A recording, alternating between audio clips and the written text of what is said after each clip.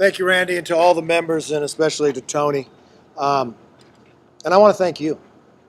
I want to thank you for being here covering this story. We need more of that. We need the American public to understand what is happening, but what can happen just 1 month from now. We need your voices to be heard. We need you to join with us. It doesn't matter if you're Democrat, Independent, or Republican. But in 30 days from now, President Biden could lift Title 42. It will be unsustainable beyond means of what will happen to this nation. We've got to be able to first to stop that, and then in 197 days from now, we can secure this border once and for all. We've had it secured before. We can do it again. With that, let me take it up for questions. Yes, ma'am. After all this, that's what you want to ask. Go right ahead.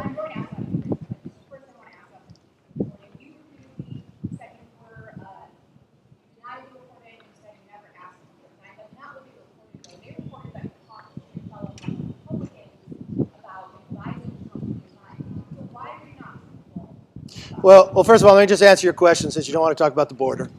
The reporter never asked me that question. The reporter came to me the night before he released the book, and my understanding was he was saying that I asked President Trump to resign. No, I never did, and that's what I was answering. If you're asking now, did I tell my members that we're going to ask them if I told any of them that I said President Trump? The answer is no. Well, I'm glad you asked that question, but what's more important than something that happened 15 months ago on a private conversation with about 4 other people is what's happening here right now. You asked that question on the same day that we found Bishop Evans' body.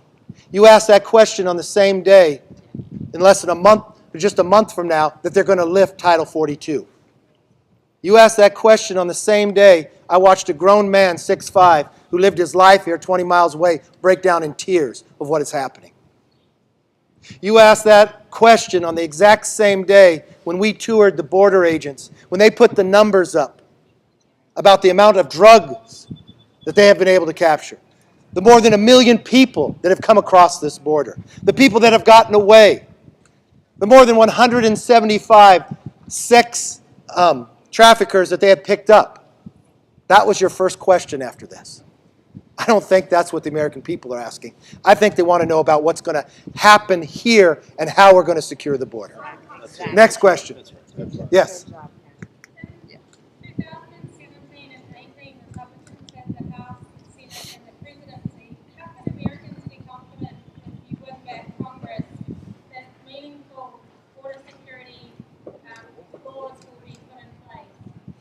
Well, what you found is the border was more secure back then. What also you'd say to the American public, your gasoline price wasn't this high. You did not have inflation. You've never witnessed inflation like this for the last 40 years. We were respected around the world. Your streets were safe. Your children were safe going to their schools. The Attorney General was not investigating you if you wanted to go to your school board meeting. So I think the American people want to see a change. But we're not just going to say it, we're going to lay it out where it's going to be a clear contrast. Well, there we'll see a commitment to America, that we will be energy independent again, and your gas price will be lower, so inflation will drop. Your streets will be safe, that we won't be defunding the police and defunding the border agents. No, we will fund them and secure our border. We will hold this administration accountable. That yes, we will find the original location of where COVID came from. We will hold an Attorney General accountable for going after parents and calling them terrorists while he allows people on the terrorist watch list come into our nation. We'll also find out why and who made the decision to leave Afghanistan and bring 13 new Gold Star families. That's just a few of the things that we will do. We won't just say it, we'll make the commitment to the American public, and in 197 days, they can decide which America they want. Peter McCarthy, can I yes. ask, the state of Texas is already spending several $1 billion on border security. Thousands of agents that you've seen are down here. What do you think is not working about that, or do you think it is working? And then separately, do you think that the governor of Texas should take it upon himself to declare an invasion and seize more control over what's going on down here? Well, I first want to say thank you, Governor Abbott. Amen. What would the border look like if Governor Abbott wouldn't take what he's doing today? And yes, he's putting people directly to the White House so they can see their actions, since the President Biden won't come down and actually see what he's created. It's not the responsibility of these governors. It's the responsibility of the federal government. So what did the federal government change when Biden came in? Biden is now spending money. Where Governor Abbott and the taxpayers of Texas are spending money to secure the border, Biden is spending hardworking taxpayer money to pay contractors not to build the wall, because it's already been built, to not put it up. He's changed from executive orders that have allowed people to come across this border, that we've watched more people, 1 million, breaking every number month after month with no new solution. And then tell the American public in about a month from now he'll lift Title 42, which will simply mean if you are caught coming across the border illegally, you go back to your country. Look, we are a country of immigrants. We bring 1 million new Americans legally to this country every year. We do that more than any other country. We believe in it, but we believe in the legal form of immigration.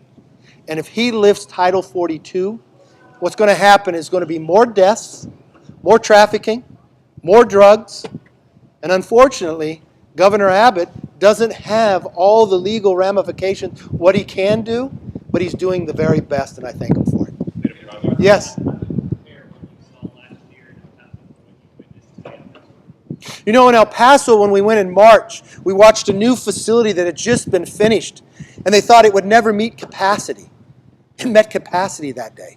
When we walked down and interviewed with the people who had come there, we asked them how long was the trek, more than 17 days. Then we asked them why did they come. And they said, President Biden told us we could. That's what they believed.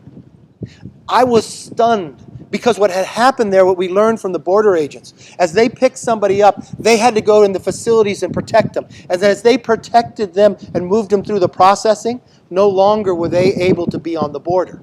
They said never before have they watched the cartels earning so much money and moving so many drugs at one time. And you know what? A year later, it's worse. Every single month it got worse. And that was the moment in time, in speaking with those border agents, one told me along the wall, said, it's shocking, for the first time we're catching people on the terrorist watch list. That's when he came down to a press conference just like this after that meeting and said that. And the administration tried to say we were wrong. And now they've been withholding the number as we go forward. I think the American public, I think every member in Congress has a responsibility to protect Americans. And allowing terrorists to come into this country is wrong. McCarthy. Yes, sir. What do you tell local leaders who have seen one group of lawmakers after another visit the border and say the problem here has only become worse? I say thank you, one, for visiting the border. Two, take action.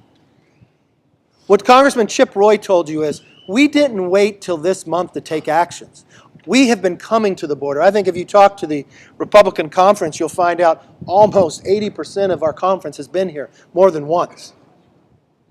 She's saying even higher than that. So we put in a bill. The Democrats are in the majority. They can withhold our plan, and we have a plan to secure the border. We laid it out months ago.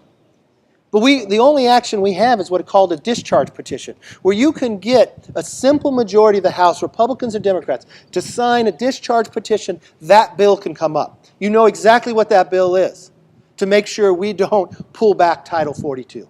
So for everyone who says they want to do something about it, they have an ability to. So the real question would be, is to ask those people who've come and said they'd do something, what actions have you taken? We've rolled out a 5-point plan to secure the border. We've done discharge petitions. We've brought more people to the border. We've invited to sit down and meet with the president based upon what we've learned here, since he won't travel here. He denies us the ability to even meet and talk about it. That's a frustration. But that's denying the American public to actually have a voice. Yes, sir. You sent a letter this morning questioning the Secretary of New York. If Republicans win the House in the midterm and you become the Speaker, are you going to begin impeachment proceedings against the Secretary? Look, we sent a letter to the Secretary. We not only just sent a letter to the Secretary to ask what is his plan. We're 30 days out. When I talk to the community leaders, they are worried. The mayor is worried. He's saying that We need a plan, and we don't know what the plan is. We ask them for it. They won't say it. As a secretary, he has a responsibility to this nation. He's coming before the committee on Thursday. Ranking member Jim Jordan sent him a letter on what our questions are going to be. So he can't sit there like he's done time before and say, let me get back to you. There's no time for getting back to us. And it's not about answering us. It's about answering the American public. This is his moment in time to do his job. But at any time, if someone is derelict in their job, there is always the option of impeaching somebody. But right now, he's got 30 days. His first response to us should be, we should not lift Title 42. They're not prepared to protect, and we cannot sustain what will happen to this nation. Thank you all. Appreciate you coming.